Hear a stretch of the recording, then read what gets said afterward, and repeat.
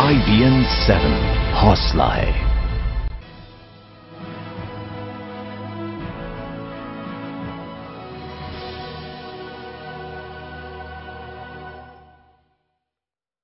और अब बात 8 बजे के बुलेटिन में इस खास हिस्से में जो दूसरा अहम मुद्दा है वो भी नरेंद्र मोदी सरकार से जुड़ा हुआ है। जी हां, आज 25 नवंबर है। आपको याद होगा 26 मई को इस प्रधानमंत्री की सरकार ने शपथ ली थी। आज 6 महीने पूरे हो रहे हैं। छमाही का वक्त है, हाफ ईयरली एग्जामिनेशन का वक्त है। तो छमाही पार मोदी सरकार क्या सफल हुई है? केंद्र में मोदी सरकार को बने 6 महीने आज पूरे हो गए। इन 6 महीनों में सरकार ने आर्थिक मोर्चे के साथ साथ रक्षा, विदेश नीति और काले धन के मुद्दे पर कई महत्वपूर्ण कदम उठाए। बीते 6 महीने में पीएम मोदी ने दुनिया के बड़े बड़े नेताओं के साथ बहुत सी कोशिशें की संबंध सुधारने की, साथ ही छोटे छोटे देशों से दोस्ती की तरफ हाथ बढ़ाए, और उसी तरीके से जैसे कि किसी बड़े मुल्क के साथ वो दोस्ती करना चाह रहे हो। यही नहीं, नरेंद्र मोदी ने G20 के विशाल मंच पर काले धन के मुद्दे को उठाकर सबका ध्यान, न सिर्फ हिंदुस्तानियों का बल्कि पूरे विश्व का ध्यान अपनी ओर खींचा। आर्थिक मोर्चे पर मोदी सरकार कितनी कामयाब रही, देखिए हमारी ये विशेष रिपोर्ट। मैं नरेंद्र दामोदर दास मोदी ईश्वर की शपथ लेता हूं कि मैं विधि द्वारा स्थापित भारत के संविधान के प्रति सच्ची श्रद्धा और निष्ठा रखूंगा। मोदी जी ने जो देश के लिए किया वो शायद तो कोई आज तक प्रधानमंत्री इस आजादी के बाद से आज तक कोई नहीं कर सका। पेट्रोल 77 रुपये लीटर हो चुका था, मतलब कांग्रेस की सरकार में। लेकिन ये ये अच्छी बात है कि अच्छे दिन आ गए और 68 रुपये पेट्रोल हो गया।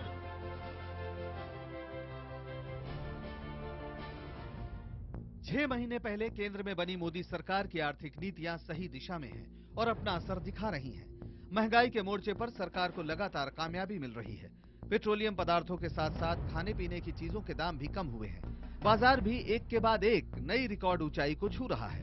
अंतर्राष्ट्रीय agency organization for economic cooperation and development यानी OECD की माने तो अगर सरकार ने अपनी नीतियों को ठोस तरीके से लागू कर दिया तो देश की अर्थव्यवस्था बहुत जल्द आर्थिक सुस्ती से बाहर निकल सकती है।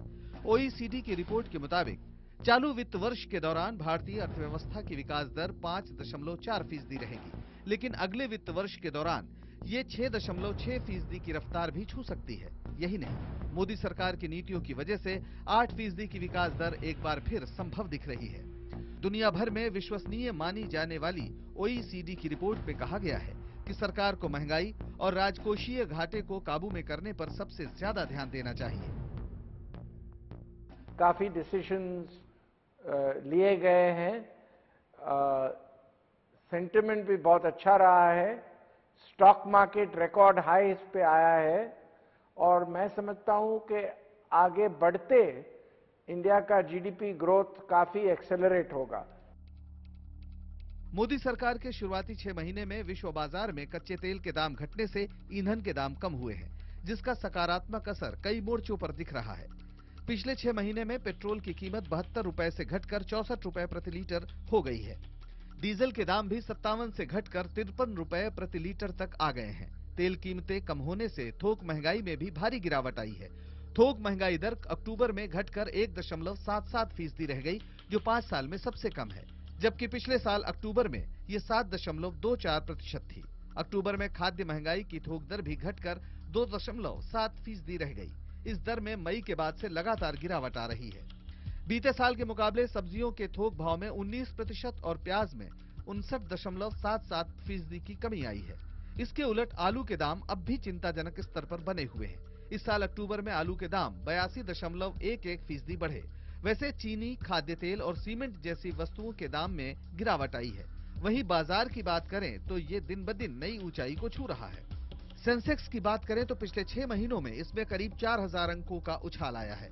सेंसेक्स 24,500 से बढ़कर 28,500 की रिकॉर्ड ऊंचाई पर है। वहीं निफ्टी भी लगभग 1300 अंकों की उछाल के साथ 7200 से 8500 के स्तर पर है। सोना भी 28,000 से टूटकर 25,000 रुपए प्रति 10 ग्राम पर आ गया है। आर्थिक मोर्चे पर एक के बाद एक मिल रही कामयाबी पर सरकार का कहना है कि वो अपने 6 महीने के कामकाज से संतुष्ट है और जनता भी खुश नजर आ रही है। सरकार ने अगले 6 महीने में कई और मोर्चों पर बेहतर काम करने का वायदा किया है, जिन्हें पूरा करना बड़ी चुनौती होगी। हमें लगता है कि सरकार भी संतुष्ट है और देशवासी भी संतुष्ट हैं कि सरकार अच्छे ढंग से काम कर रही है और देश नहीं, देश के बाहर भी लोगों को लग रहा है कि हिंदुस्तान के अंदर एक काम करने वाली सरकार है। मैं आकलन करूंगा कि जनता को जो हमने वादे किए थे उस पर हम खरे उतरे हैं। हाँ, जहाँ भी मैं जा रहा हूँ लोगों में एक संतुष्टि का भाव है कि हाँ, चुनाव प्रचार के दौरान हम लोगों ने जो बातें उनसे कही, जो वादे उनसे किए, कहीं ना कहीं सरकार की तत्परता दिखती है उन वादों को पूरा करने में। पहले 6 महीने में पहला तो लोग त्रस्त परेशान थे 10 साल की महंगाई से। पिछले 6 महीने में महंगाई में बहुत जबरदस्त राहत मिली है। वहीं महाराष्ट्र में गठबंधन तोड़ चुकी शिवसेना ने भी केंद्र में मोदी सरकार के कामकाज को सराहा है। मोदी जी देश में अंतर्राष्ट्रीय स्तर पे जो काम कर रहे हैं तो उसमें देश की तो वाहवाह हो रही है। बीजेपी और उसके सहयोगी भले ही सरकार की पीठ थपथपा रहे हों, लेकिन विपक्ष को सरकार के 6 महीने के कामकाज में कुछ भी नया और बेहतर नजर नहीं आ रहा है। बयान बयान बयान, बड़े बड़े शब्दों, हाथ उठाना, चीखना, लेकिन काम जमीनी ठप, कुछ नहीं हो रहा। कहाँ अभी तक लग रहा है कि चुनाव के मतलब मोड से वो बाहर नहीं निकले, तो ये भाषण ही चल रहे हैं। हम देखें कि सरकार का कामकाज क्या हो रहा है। सिर्फ प्रचार के लिए कुछ अभियान चल रहे हैं, लेकिन सरकार का कामकाज तो वो नहीं है। अब इनकी पैकेजिंग, मार्केटिंग तो उसकी तो कोई सानी नहीं है, लेकिन ये ज़्यादा दिन नहीं चलता है। लोग अब सवाल जहाँ तहाँ पूछने लगे हैं कि भाई पैसा जो ब्लैक मनी लाने वाले थे उसका क्या हुआ। विपक्ष भले ही सरकार की नीतियों से नाखुश हो, लेकिन उद्योग जगत को मोदी सरकार की नीतियों से उम्मीद जगी है। महंगाई दर में कमी से उत्साहित उद्योग जगत को उम्मीद है कि आने वाले दिनों में ब्याज दरों में कटौती हो सकती है। माना जा रहा है कि रिजर्व बैंक 2 दिसंबर को मौद्रिक और ऋण नीति की समीक्षा करते वक्त ब्याज दरें घटाने पर विचार कर सकता है।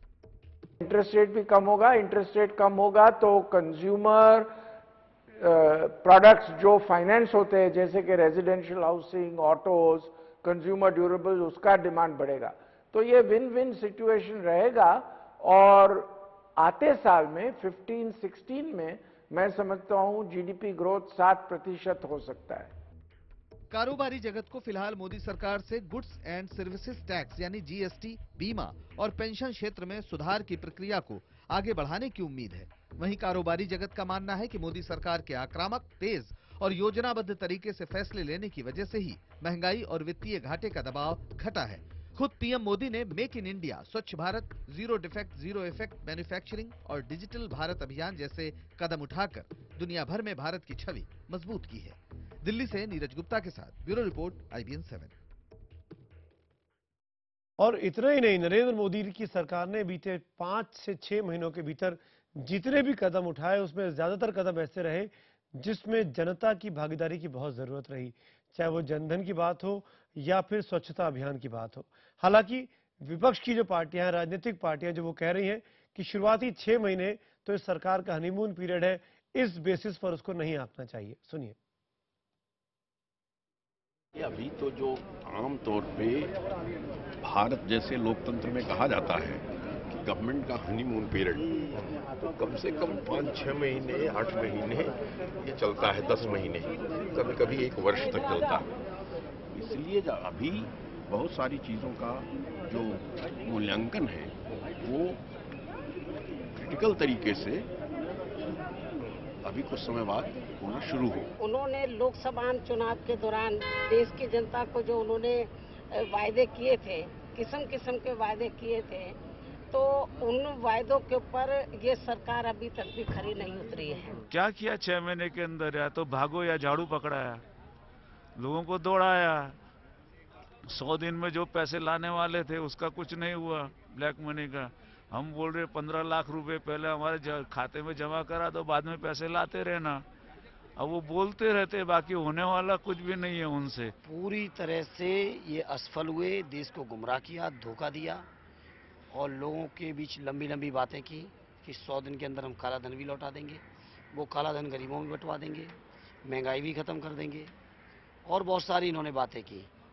और 100 दिन की जगह 6 महीने यानी 180 दिन से ज़्यादा इनकी सरकार के हो चुके हैं। और मैं नहीं समझता ये योजनाएं पूरा होना तो बहुत दूर की बात है, इस पर कोई इन्होंने ठोस कार्रवाई भी कर पाई। 6 महीने का कार्यकाल, विपक्ष कह रहा है सिर्फ वादे किए, जमीन पर कुछ उतरा नहीं। हमारा तो बहुत जमीन पे उतरा और मुझे लगता है कि सारे मंत्रालयों का जमीन पे उतरा। ये तो देखने की बात है। वो इतना खराब करके छोड़ के गए थे कि उसको ठीक करने में भी एक दो महीना तो लगा और रिजल्ट आ रहे हैं। तो सबके अपने अपने तर्क हैं, सब अपने अपने तरीके से इन 6 महीनों को देख रहे हैं, लेकिन जनता ही जनार्दन है। वो क्या सोचती है नरेंद्र मोदी की सरकार के शुरुआती 6 महीनों के बारे में। हमने देश के अलग अलग शहरों से जनता से सीधे तौर पर जाना कि वो क्या कहेंगे। सुनते हैं जनता की राय। मोदी जी के ऊपर सबसे अच्छी चीज जो मुझे लगती है उनकी विदेश नीति।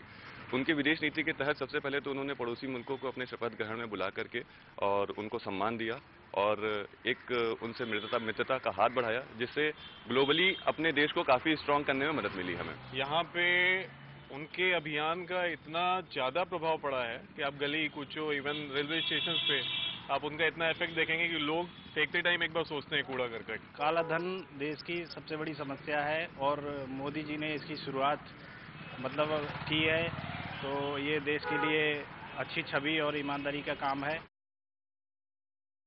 मोदी जी ने जो देश के लिए किया वो शायद तो कोई आज तक प्रधानमंत्री इस आज़ादी के बाद से आज तक कोई नहीं कर सका। पेट्रोल 77 रुपये लीटर हो चुका था कांग्रेस की सरकार में, लेकिन ये अच्छी बात है कि अच्छे दिन आ गए और 68 रुपये पेट्रोल हो गया। इतना अच्छा स्वच्छ भारत का जो अभियान किया है, तो आई थिंक इंडिया में इसकी बहुत ज़्यादा रिक्वायरमेंट है। So it's a very good initiative taken by Narendra Modi. सरकार अच्छा काम कर रही है, लेकिन फाइनेंशियल पॉलिसीज में कोई भी डिसीजंस लेते हैं उसका रिजल्ट्स आने में टाइम लगता है। ओवर द नाइट चीज़ों को ठीक नहीं किया जा सकता। स्वच्छ भारत अभियान में मोदी साहब ने पूरे देश को जोड़ा है। इसके लिए मोदी साहब को मैं 10 में से 9 अंक देता हूं। ये मेक इन इंडिया का जो प्रोग्राम है, जैसे कि दुनिया सारी भारत देश से हर चीज खरीदे, ये प्रोग्राम भी बहुत अच्छे से पसंद आया। इसके लिए 10 में से 9 अंक देना पसंद करता हूँ। अब जो सरकार आई है उन्होंने हर जगह गरीबों की सहायता के लिए ये बैंक का जो स्कीम लगाया, बहुत खुशी की बात है। तो सुना आपने, जनता जनार्दन मोटे तौर पर शुरुआती 6 महीनों में नरेंद्र मोदी की सरकार को, इनकी इस कोशिश को अपने हिसाब से उत्तीर्ण बता रही है, अच्छे मार्क्स से पास बता रही है। एक ब्रेक के लिए यहां रुक रहे हैं, लेकिन ब्रेक के उस पार जब हाजिर होंगे तो बात होगी आखिरकार कौन कौन सी और चुनौतियां हैं जो नरेंद्र मोदी का मुंह बाय इंतजार कर रही है।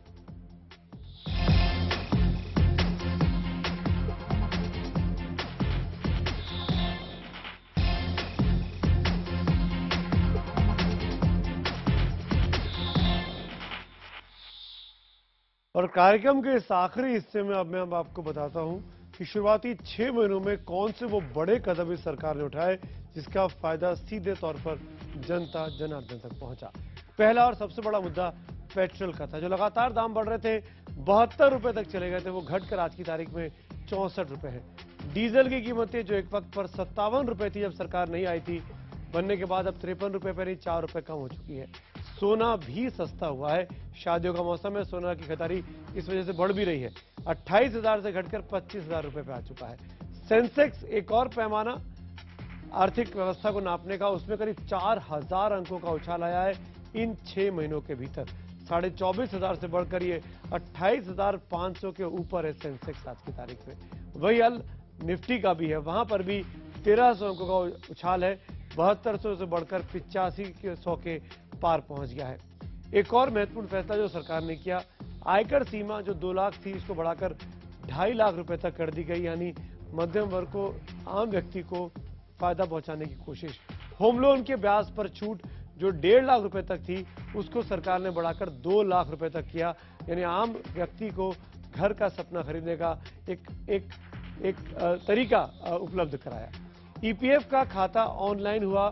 देश की बेहतरी के लिए पीएम मोदी ने 6 बड़े कदम उठाए हैं। जनधन योजना सरकार ने शुरू की। हालांकि योजना ये भी कुछ लोग कहते हैं कि कांग्रेस सरकार ने शुरू की थी, लेकिन जिस तेजी से जनता के बैंक खाते खुल रहे हैं, हर घर में काम करने वाले जो लोग हैं उनके जब बैंक खाते खुल रहे हैं तो जाहिर तौर पर बहुत से गरीब लोगों को, निचले तबके के लोगों को काफी हिम्मत आ रही है, ढांढस बंध रहा है।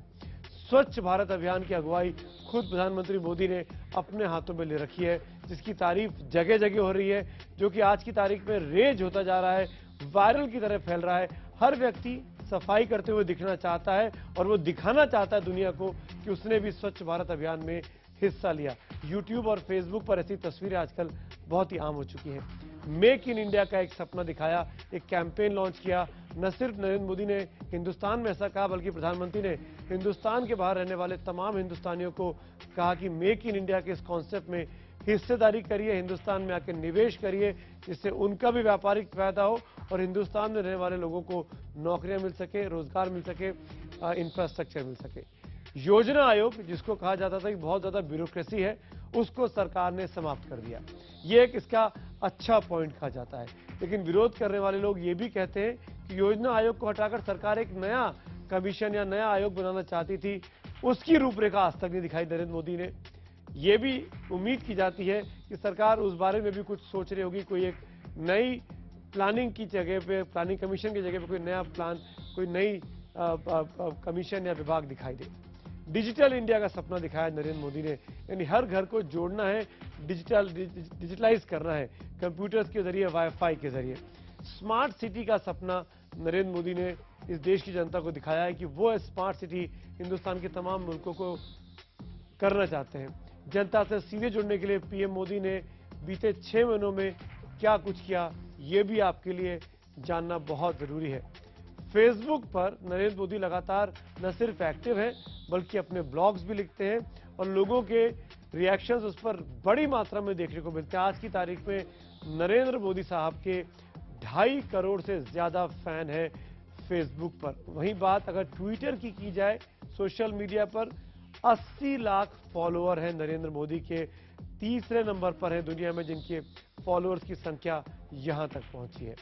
रेडियो के जरिए जो आकाशवाणी बिल्कुल सुप्तावस्था में चली गई थी, जो मरी हुई मानी जा रही थी, उस आकाशवाणी को जिंदा किया नरेंद्र मोदी ने अपने एक कार्यक्रम के जरिए, जिसको उन्होंने मन की बात नाम दिया, जिसमें वो सीधे तौर पर देश की आम जनता से कनेक्ट करते हैं। वेबसाइट पर ब्लॉग से जानकारी देते हैं।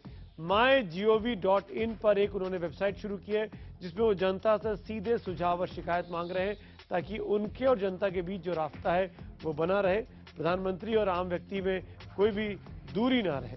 शिक्षक दिवस पर बच्चों के बीच चले गए, दिवाली पर करगिल गए, सियाचिन गए। इस तरीके से नरेंद्र मोदी अपने आप को जनता से कनेक्ट कर रहे हैं। ये कुछ खासियतें थी नरेंद्र मोदी की इस 6 महीने के कार्यकाल की।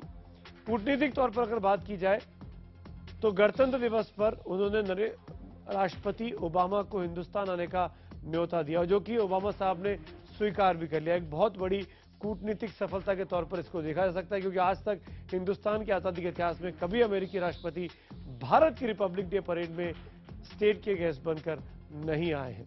ये एक बहुत बड़ी सफलता के तौर पर देखा गया। उस अमेरिका जो नरेंद्र मोदी को एक वक्त में वीजा नहीं दे रहा था। सीज फायर उल्लंघन पर पाकिस्तान को करारा जवाब नरेंद्र मोदी की सरकार ने दिया। आज तक हिंदुस्तान की सेना जवाब देने में हिचकिचाती थी, लेकिन इस बार पाकिस्तान ने अगर एक गोला मारा तो हिंदुस्तान की तरफ से 2 गोले मारे गए, करारा जवाब दिया गया। कोयला ऊर्जा क्षेत्र की काली की सफाई करने की कोशिश की।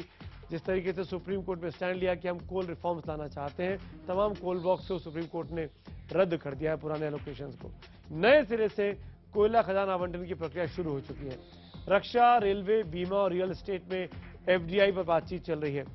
जीएसटी पर राज्यों से सकारात्मक बातचीत की ओर केंद्र सरकार अपने कदम उठा रही है। दीनदयाल उपाध्याय के नाम पर एक ग्राम ज्योति योजना है, जिसमें तमाम गांवों को इलेक्ट्रीफाइड करना है, बिजली उसमें पहुंचानी है।